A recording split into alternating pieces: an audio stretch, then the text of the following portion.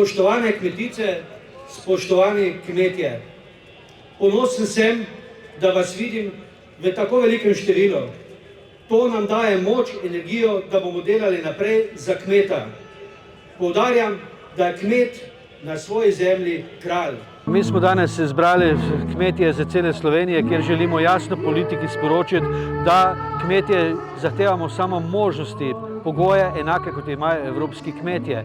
V sanjah si nismo mogli to misliti, da imamo takšno podporo in mi kmetom moramo in zahtevamo od politike, da nam sledi oziroma da postavijo pogoje takšne, da bo kmetje lahko še na slovenski zemlji obstajal. V danem trenutku zahtevamo, da se takoj omakne Natura 2000 in pa zakon o živinoreji. Vkolikor se ne bo to omaknilo, mi ne bomo se pogajali, ampak bomo stopnjevali za proteste.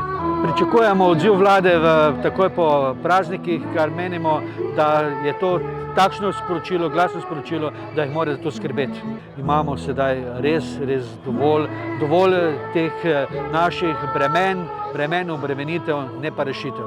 Zakaj protest? Zato, ker slovenski uradniki z netransparentnim, samovoljnim odločanjem, slepim prikamavanjem zahtevam z bruseljskih pisarn slovenskemu kmetu jemljajo delovno mesto, njegovi družini prihodnost, slovenski naravi vzjemljajo skrbnika, slovenskem državljanu pa našo domačo hrano.